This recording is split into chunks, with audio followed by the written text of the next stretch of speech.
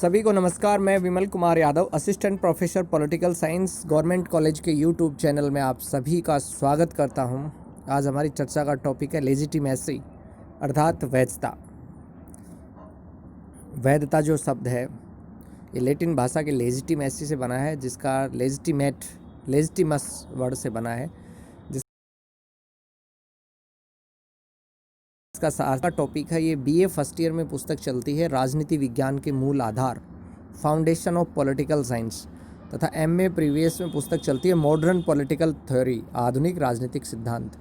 इन दोनों पुस्तकों के सिलेबस का हिस्सा है, यानी बीए फर्स्ट ईयर और एमए प्रीवियस उन विद्यार्थियों के लिए विशेष रूप से ये उपयोगी है।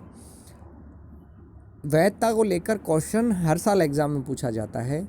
वैधता का अर्थ स्पष्ट कीजिए, परिभाषा बताइए, वैधता के प्रकार कौन कौन से हैं, वैधता की सीमाएं क्या क्या हैं, ठीक है, वैधता को लेकर विभिन्न विचारकों के दृष्टिकोण क्या क्या हैं, यानी वैधता के सिद्धांत की समालोचनात्मक विवेचना कीजिए। ये क्वेश्चन 1-2 साल में हर साल रिपीट होता रहता है, हर 1-2 साल में आता रहता है। बड़ा क्वेश्चन आ जाता है या फिर लघुतरात्मक प्रश्न आ जाता है, तो आपको अच्छे से ये याद करना है। आइए अब बात करते हैं वैधता के बारे में। दरअसल इस शब्द की उत्पत्ति लैटिन भाषा के लेजिटिमस शब्द से हुई है, जैसा कि मैंने आपको बताया है। मध्यकाल में इसे लेजिटिटस कहा जाने लगा था, आगे चलकर अंग्रेजी भाषा में इसे लॉफुल भी कहा जाने लगा। लेकिन सबसे पहले अगर हम बात करें तो जो रोमन दार्शनिक थे सिसरो, उन्होंने लेजिटिमस शब्द का प्रयोग किया था कि विधि द्वारा गठित शक्तियों या न्यायाधीशों के लिए किया था, ठीक है। लेकिन बाद में ये जन सहमति पर आधारित कोई चीज़ होती थी तो उसके संदर्भ में यूज़ किया जाने लगा।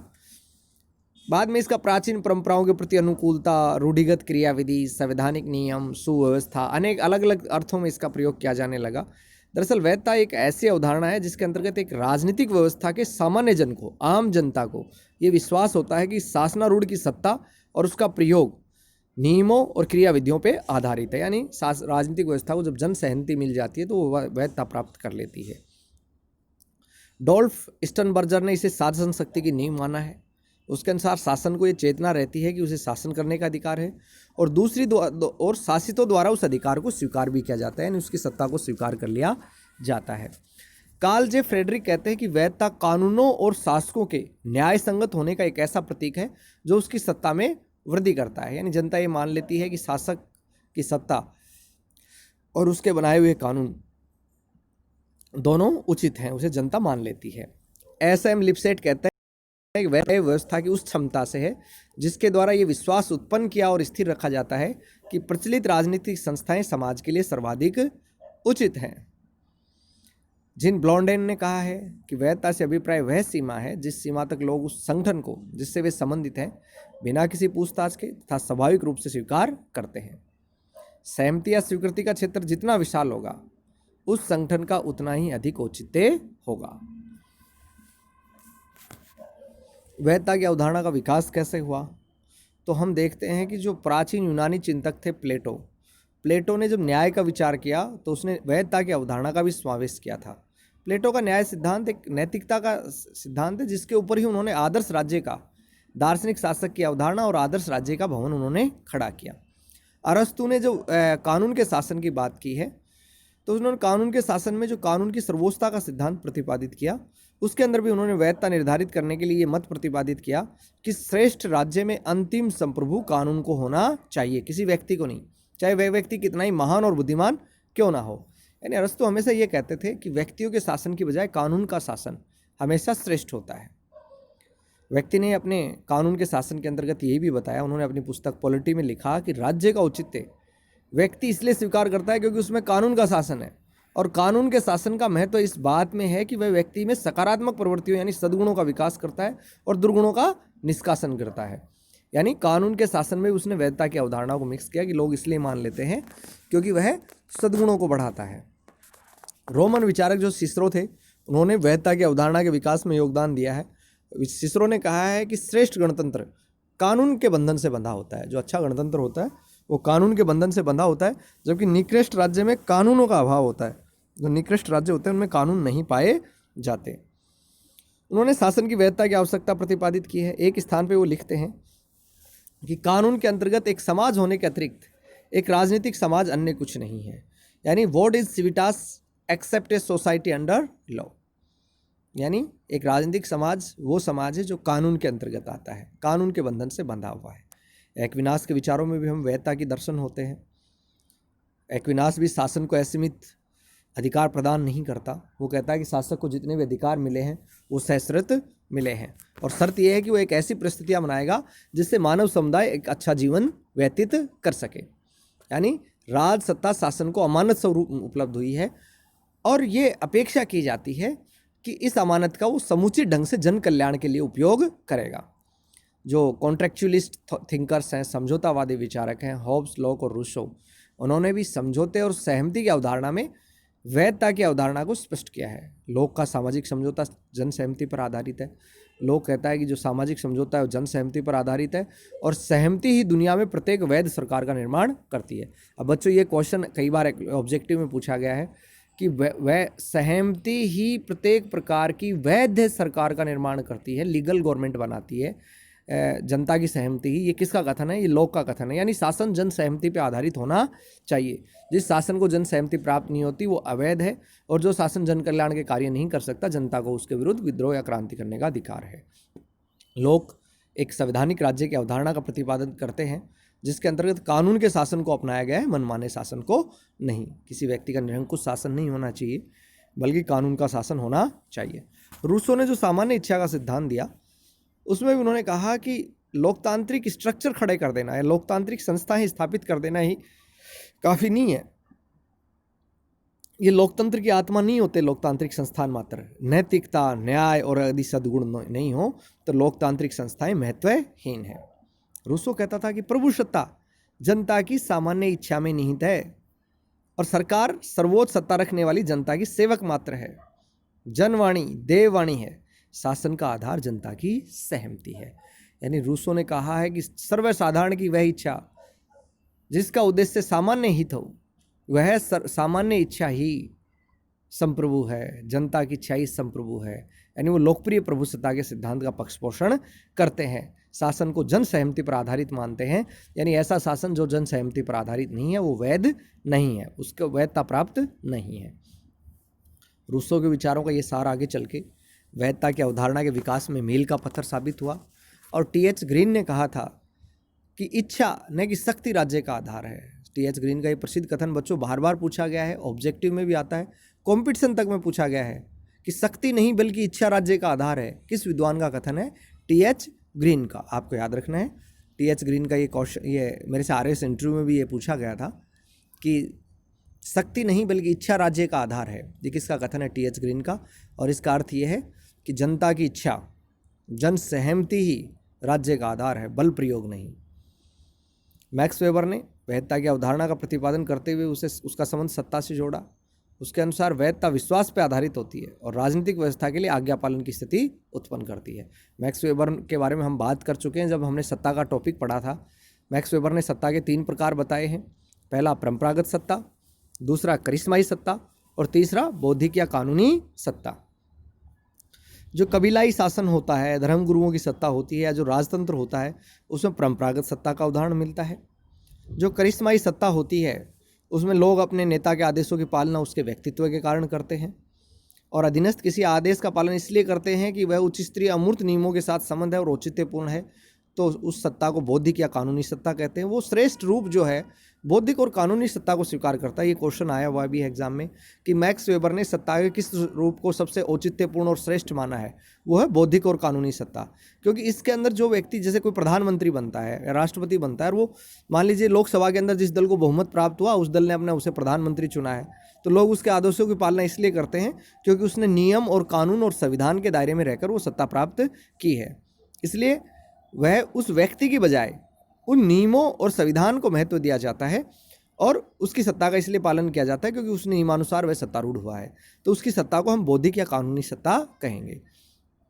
ये सत्ता कानूनी संरचना के अंतर्गत स्थापित पद के कारण उत्पन्न होती है। जैसे भारत के राष्ट्रपति, प्रधानमंत्री या जिला कलेक्टर की सत्ता है, वो बौद्धिक और कानूनी सत्ता के उदाहरण है। आधुनिक युग में नौकरशाही की सत्ता का यह सुंदर उदाहरण है। मैक्स वेबर द्वारा सत्ता का ये वर्गीकरण मूलतः वैधता के आधार पर ही किया गया है, यानी जनता किस आधार पर उस सत्ता को स्वीकार करती है। अब वैधता की विशेषताओं की यदि हम बात करें तो वैधता कोई ऐसी फिजिकल वस्तु तो है नहीं जिसके निर्धारक तत्व या निर्माण तत्व बनाए जाए। बल्कि एक तो अवधारणा है, राजनीतिक जीवन की एक स्थिति है जिसके अंदर जनता उसको सत्तासीन व्यक्ति की सत्ता को स्वीकार कर लेती है या कानूनों को स्वीकार कर लेती है। तो इसकी विशेषताएं क्या क्या हैं? इसकी जो विशेषताएं हैं, इनका स्तर और इनका प्रभाव हर देश में अलग अलग नहीं होता। किसी देश के लोगों का मेंटल लेवल क्या है, उनके विश्वास कैसे हैं, उनके राजनीतिक मूल्य क्या हैं, उनकी आदतें कैसी हैं, राजनीतिक रूप से उनमें कितनी चेतना है, कितनी जागरूकता है, इन सब बातों पर यह निर्भर करता है। वैधता की अवधारणा की कुछ सामान्य विशेषताएं हो सकती हैं, वो कौन कौन सी हैं? जैसे एक तो ये विशाल जन समुदाय की सहमति पर आधारित है, यानी वैधता विशेष वर्ग के व्यक्तियों की सहमति पर आधारित नहीं है, बल्कि विशाल जन समुदाय की सहमति पर आधारित अवधारणा है। यानी समुदाय की जो सहमति है उसके ऊपर बेस्ट है। जो विशाल जन समुदाय उसको स्वीकार कर लेता है तो ही वैध है, अन्यथा अवैध है। कई बार निर्वाचनों के माध्यम से विशाल जन समुदाय की सहमति की अभिव्यक्ति होती है। अब जन समुदाय सहमत है यानी इसका कैसे पता पड़ता है? चुनाव के माध्यम से। चुनाव में जिस दल को, जिस व्यक्ति को, जिस पार्टी को समर्थन जनता दे देती है, यानी उसकी सत्ता को जन सहमति प्राप्त हो गई है। दूसरा, शक्ति को सत्ता में परिवर्तित करने वाली अवधारणा। भाई सत्ता का तो मूल आधार वैधता है और वैधता से आच्छादित शक्ति ही सत्ता कहलाती है। यानी जिस शक्ति को वैधता प्राप्त हो जाए तो वह सत्ता बन जाती है। और किसी भी शक्ति को सत्ता की स्थिति तब प्राप्त होती है जब उसे आम जनता स्वीकार कर ले, और जब तक आम जनता स्वीकार नहीं कर लेती तब तक उसे हम वैध नहीं मान सकते। यानी शक्ति को सत्ता में बदलने वाली अवधारणा वैधता है। किसी भी व्यक्ति की शक्ति को या किसी पार्टी की शक्ति को, किसी व्यक्तियों के समूह की शक्ति को यदि जनता स्वीकार कर लेती है तो वह सत्ता में बदल जाती है। दरअसल वैधता लोगों के मूल्य और विश्वासों पर भी आधारित होती है। किसी भी राजनीतिक व्यवस्था की वैधता इस बात पर डिपेंड करती है कि वहाँ के जो लोग हैं, वहाँ की जनता जो है, उनके मूल्य और विश्वास क्या हैं, और उस अपने मूल्य और विश्वास के आधार पर उस राजनीतिक सत्ता को या उस राजनीतिक व्यवस्था को लोग किस सीमा तक वैध समझते हैं। जैसे कई बार कुछ व्यक्तियों ने अपने संकुचित हितों के कारण खूनी क्रांति कर दी, हिंसक क्रांति कर दी, या किसी असंवैधानिक साधनों के माध्यम से अगर शासन सत्ता को अपने हाथ में ले लिया है, तो ऐसी व्यक्तियों को जनता की स्वाभाविक सहमति प्राप्त नहीं हो सकती। जैसे 1975 में इलाहाबाद हाई कोर्ट के निर्णय के बाद समूचे देश में इंदिरा गांधी ने आपातकाल की घोषणा कर दी, और इंदिरा गांधी ने जो शासन तंत्र स्थापित किया भारत की जनता के लोकतंत्र और स्वतंत्रता संबंधी मूल्यों के अनुकूल नहीं था। यानी आपातकाल की घोषणा को जनता ने सही नहीं माना, उसे वैधता नहीं मिली। और मार्च 1977 में जो लोकसभा के चुनाव हुए तो जनता पार्टी की सरकार आई, इंदिरा गांधी सरकार को बहुमत प्राप्त नहीं हुआ। तो वैधता की अवधारणा में राजनीतिक व्यवस्था की यह क्षमता शामिल है कि वो लोगों में विश्वास उत्पन्न करे, उसे बनाए रखे, और जो संस्थाएं स्थापित की गई हैं राजनीतिक व्यवस्था के अंतर्गत वो जनता के मूल्यों और विश्वास के अनुरूप हो। यानी लोगों के मूल्य और विश्वासों पर निर्भर करती है वैधता। एक राजनीतिक शक्ति का आधार सार्वजनिक कल्याण होना चाहिए। अगर मान लीजिए जन कल्याण नहीं किया जा रहा है तो फिर वो वैधता नहीं है। राजनीतिक शक्ति के धारकों के बारे में जनता की भावना है कि उस शक्ति को वो जनता के कल्याण के लिए प्रयुक्त करेंगे, जनता की भलाई के लिए करेंगे। और राजनीतिक व्यवस्था में नेता इस बात की कोशिश भी करते रहते हैं कि समाज के अंदर जो विभिन्न समूह में जो संघर्ष विद्यमान है वो सरकारी शक्तियों का प्रयोग किए बिना ही यथासंभव आपसी सहमति के द्वारा ही उनका समाधान निकल जाए, हिंसा, दमन या दंड का प्रयोग नहीं करना पड़े। और जनता का ये विश्वास कि राजनीतिक व्यवस्था जन कल्याण के लिए है, जनता का कल्याण करेगी, ये चीज़ उसको वैधता प्रदान करती है। और प्रत्येक चीज राजनीतिक व्यवस्था कैसे भी क्यों न हो, जिन लोगों के पास सत्ता होती है वो हमेशा इस बात का प्रयास करते हैं कि जनता की आस्था उनमें बनी रहे। जैसे तानाशाही व्यवस्थाओं में सैनिक तानाशाह भी चुनाव कराते हैं, विधायिका और न्यायपालिका भी बनाए रखते हैं, जबकि कहने सारी शक्तियाँ उनके पास होती हैं, लेकिन विधायिका, न्यायपालिका ये सारी चीज़ें बना के वो दिखावा करते हैं ताकि जनता की उन्हें सहमति प्राप्त होती रहे। तो वैधता की अवधारणा दरअसल जनसहमति पर आधारित है, और वैधता वो गुण है जो शक्ति को सत्ता में बदल देती है। ये क्वेश्चन ऑब्जेक्टिव बन सकता है, छोटा क्वेश्चन, कि शक्ति को सत्ता में बदलने वाली अवधारणा है वैधता। ये आपको ध्यान रखना है। किसी राजनीतिक व्यवस्था की वैधता इस बात पर निर्भर करती है कि उसकी कार्यप्रणाली और उससे जो लोग जुड़े हुए हैं उनके अनुरूप वह है या नहीं है, लोगों के विश्वास और आस्थाओं के अनुकूल है या नहीं है। और हर राजनीतिक व्यवस्था में यह प्रयास रहता है कि वो वैधता से परिपूर्ण रहे, जनता उसकी सत्ता को स्वीकार करे, उसके आदेशों का स्वाभाविक रूप से पालन करे। जनता को डंडे के जोर से कोई भी शासक लंबी अवधि तक नियंत्रित नहीं रख सकता, ये हमें ध्यान रखना है। अभी वैधता का संकट क्या है? कई बार कहा जाता है कि भाई वैधता का संकट खड़ा हो गया है। ये वैधता का संकट क्या है? दरअसल राजनीतिक व्यवस्था के जो परिवर्तन हैं, यानी सामाजिक, आर्थिक और सांस्कृतिक कारक हैं, वो सारे बदलते रहते हैं। यदि राजनीतिक व्यवस्था अपने आप को इन परिवर्तनों के अनुरूप बना लेती है तो उसकी वैधता बनी रहती है, और बदलती हुई परिस्थितियों के अनुसार राजनीतिक व्यवस्था खुद को नहीं बदलती तो उसकी अवैधता को आघात पहुंचने लगता है। तो इसीलिए जो लोग सत्ता में हैं उनके उद्देश्य भी बदलते रहते हैं। और दरअसल सत्तारूढ़ वर्ग जो है व्यापक सार्वजनिक हित के साधनों के मार्ग को छोड़कर संकुचित न्यस्त स्वार्थों की साधना में लग जाता है तो निश्चित रूप से उसकी वैधता प्रभावित होती है। जो स्थितियां राजनीतिक व्यवस्था की वैधता के लिए संकट का कारक बनती हैं वो कौन कौन सी हैं? तो सबसे पहले तो है नवीन विचार, मूल्य और आस्थाएं। दरअसल राजनीतिक विचार है, मूल्य है और आस्थाएं, ये कभी स्थायी वस्तु नहीं होती। लोगों के विचार बदलते रहते हैं, मूल्य बदलते रहते हैं, आस्थाएं बदलती रहती हैं। समय के अनुसार नए विचार, मूल्य और विश्वास उत्पन्न होते रहते हैं। जो राजनीतिक व्यवस्था जनता के बदलते हुए विचारों, आस्थाओं के अनुरूप खुद को ढाल लेती है वो वैध बन जाती है। लेकिन जो राजनीतिक व्यवस्था समय की मांग के अनुरूप अपने को नहीं ढाल पाती तो उनकी लिए वैधता का संकट खड़ा हो जाता है। जैसे पहले प्राचीन समय में राजतंत्र को मान्यता प्राप्त थी, बाद में लोकतांत्रिक विचारों का उदय हुआ, तो जिन राजनीतिक व्यवस्था ने अपने आप को लोकतंत्र में बदल लिया वो तो वैध बनी रही। लेकिन जहाँ राजतंत्र खुद को लोकतंत्र में नहीं बदला तो वहाँ जनता ने रक्तपात, हिंसकपूर्ण क्रांति के माध्यम से तख्तापलट कर दिया। दूसरा, वैधता का संकट उत्पन्न करते हैं परंपरागत संस्था या समूह के अस्तित्व का संकट। राजनीतिक व्यवस्था में ये वैधता का संकट तब भी उत्पन्न होता है जब बदलती हुई परिस्थितियों के अनुसार परंपरागत संस्था या समूह के अस्तित्व के लिए संकट खड़ा हो जाता है, और अपने अस्तित्व के लिए की रक्षा के लिए परंपरागत संस्थाएं और समूह नई संस्था और मूल्यों को अपनाई जाने वाली राजनीतिक व्यवस्था के लिए चुनौती उत्पन्न कर देती है। यदि मान लो परंपरागत तत्व पर्याप्त शक्तिशाली हैं तो उस संकट से निपट लेते हैं, लेकिन अगर परंपरागत समूह पर्याप्त शक्तिशाली नहीं है तो सारी राजनीतिक व्यवस्था के लिए संकट खड़ा हो जाता है। जैसे ईरान के जो भूतपूर्व शाह थे, उन्होंने ईरान को आधुनिक बनाने की कोशिश की। ईरान के जो शाह थे, वहाँ का शासक था शाह, उसने ईरान को मॉडर्न बनाने की कोशिश की। तो जो परंपरागत मूल्य मौलवी थे उन्होंने जो है संकट खड़ा किया, और अयतुल्ला खुमनी के नेतृत्व में ईरान में इस्लामिक क्रांति हो गई। यानी परंपरागत तत्वों ने शाह को हटा के और रूढ़िवादी, परंपरावादी, धर्म आधारित लोगों की सत्ता कायम कर दी, जो आज तक बरकरार है। आज भी ईरान का सर्वोच्च धार्मिक नेता अयतुल्ला खुमनी को माना जाता है, जिसने 1979 में क्रांति की थी। यानी पिछले 41 वर्षों में वहाँ परंपरागत तत्व मौजूद हैं। तो बदलावों के साथ साथ ये है कि भाई वो व्यवस्था जो है वो उनसे निपटने में कितनी सक्षम है। दरअसल प्रत्येक राजनीतिक व्यवस्था में नए नए गुट और नए नए समूह सक्रिय होते रहते हैं, और इन समूह की इच्छा और आकांक्षा जो है राजनीतिक व्यवस्था में सक्रिय रूप से भाग लेने की होती है। यदि वे ऐसा कर पाते हैं तो पुराना वर्ग कोई बाधा नहीं खड़ी करता, क्योंकि नए जो वर्ग और समूह से राजनीतिक व्यवस्था की वैधता में वृद्धि होती है। युवक, मजदूर, किसान, ये सब नए वर्ग और गुट हैं जिन्हें राजनीतिक व्यवस्था में सृजनात्मक भूमिका निभानी चाहिए। भारत के परिप्रेक्ष्य में हम बात करें तो SC, ST, OBC जो है राजनीतिक व्यवस्था में प्रभाव पाने के लिए आज भी संघर्ष कर रहा है। राजनीतिक व्यवस्था की क्षमता के बारे में शंकाएं होती हैं, ये भी संकट उत्पन्न होता है।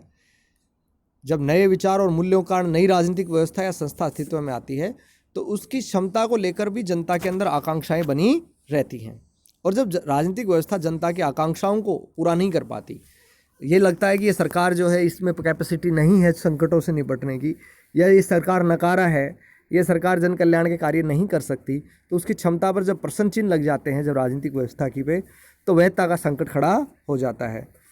तीसरी दुनिया के जो देश थे उनमें सेकेंड वर्ल्ड वॉर के बाद में लगभग कमोबेश ऐसी स्थिति देखी गई है। एक होता है प्रभावशीलता का खोना।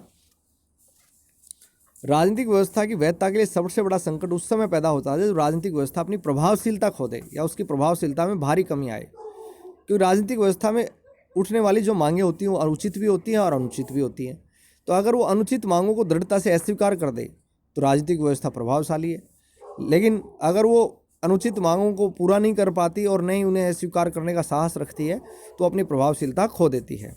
इसी प्रकार एक राज्य का कार्य है कि अपने नागरिकों की रक्षा करे, दुष्टों का दमन करे, लेकिन अगर अराजकता है, लॉ एंड ऑर्डर की स्थितियां खड़ी हो रही हैं, आम जनता का जीवन सुरक्षित नहीं है और राज्य ऐसा नहीं कर पाता तो फिर जनता की सहमति वो खो देता है और उसके सामने वैधता का संकट खड़ा हो जाता है। ये वैधता के संकट की अपन ने बात की।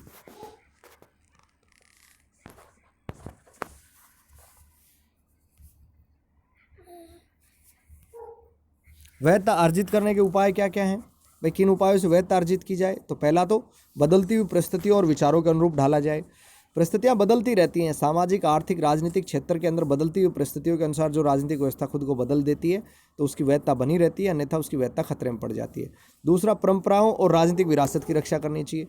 प्रत्येक देश में जन सामान्य के कुछ विश्वास होते हैं, आस्थाएं होती हैं, मूल्य और परंपराएं, रीति रिवाज होते हैं।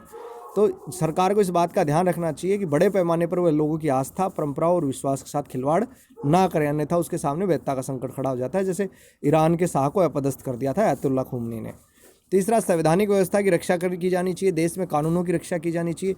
ये हो कि लॉ एंड ऑर्डर बना रहे, कानून की स्थितियाँ बना रहे, लोग कानून का सरेआम उल्लंघन ना करें। राजनीतिक व्यवस्था की प्रभावशीलता बनी रहे, लोगों की उचित मांगों पर ध्यान दिया जाए, अनुचित मांगों को अस्वीकार कर दिया जाए, लोगों के जीवन, संपत्ति और हितों की रक्षा में वृद्धि की जाए तो प्रभावशीलता बनी रहती है।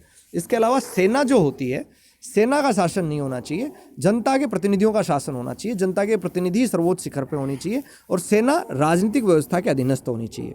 अगर निर्णय प्रक्रिया के अंदर सेनाएं शामिल हो जाती हैं तो राजनीतिक व्यवस्था के लिए वैधता खतरे में पड़ जाती है। इसके अलावा विचार विमर्श और जन सहमति के आधार पर निर्णय किए जाने चाहिए, यानी निर्णय प्रक्रिया में जनता को भी शामिल किया जाना चाहिए। निर्णय लेने में नागरिकों का प्रत्यक्ष और अप्रत्यक्ष सहयोग होना आवश्यक है। अब जैसे किसान आंदोलन खड़ा हो गया, किसानों ने कहा है कि मोदी सरकार ने किसानों के लिए कानून बनाने से पहले किसानों की राय नहीं ली, किसान संगठनों की राय नहीं ली, तो हम इसे स्वीकार नहीं करते। तो ये इसका मतलब ये है कि कहीं कहीं उनके सामने वैधता का संकट खड़ा हुआ है, तो जनता की सहमति ली जानी चाहिए। इसके अलावा बहुमतता, यानी डिसीजन जो लिए जाते हैं तो समस्त जनता की निर्णय सहमति लेने का सबसे बड़ा तरीका ये है, क्योंकि ये तो संभव नहीं है कि सभी एकमत हो किसी मुद्दे पर, तो निर्णय बहुमत से लिए जाने चाहिए और बहुमत से निर्णय लिए जाते हैं तो उन्हें वैध मान लिया जाता है, क्योंकि ज़्यादातर लोगों की सहमति उसमें शामिल होती है। इसीलिए जो डेमोक्रेटिक इंस्टीट्यूशन होते हैं उनमें चुनाव परिणामों से लेके विधानमंडलों और मंत्रिपरिषद तक में निर्णय बहुमत के आधार पर लिए जाते हैं। तो वैधता के संकट को सामना करने के लिए, वैधता बनाए रखने के लिए बहुमत से निर्णय लिए जाने चाहिए। क्वेश्चन बच्चों जो आता है वो आता है कि वैधता का अर्थ क्या है, उसकी परिभाषा क्या है, प्रकार क्या है, वैधता प्राप्ति के स्रोत क्या है, वैधता का संकट क्या है, वैधता के संकट को कैसे दूर किया जाए, इस वैधता की विशेषताएं क्या हैं। ये छोटे क्वेश्चन भी बन सकते हैं और बड़ा एक क्वेश्चन भी आ सकता है कि वैधता की अवधारणा की समालोचनात्मक विवेचना कीजिए। तो ये क्वेश्चन आपको याद करना है। कोई दिक्कत हो तो आप कॉलेज के व्हाट्सएप ग्रुप में या यूट्यूब के कमेंट बॉक्स में लिख सकते हैं, उसका उचित समाधान करने का प्रयास मेरे द्वारा किया जाएगा। इस वीडियो को ज़्यादा से ज़्यादा लाइक करें, सब्सक्राइब करें और शेयर करें, ताकि इस कोरोना महामारी में ज़्यादा से ज़्यादा स्टूडेंट्स को इसका लाभ मिल सके। आप सभी का बहुत बहुत धन्यवाद, बहुत बहुत आभार। Thank you.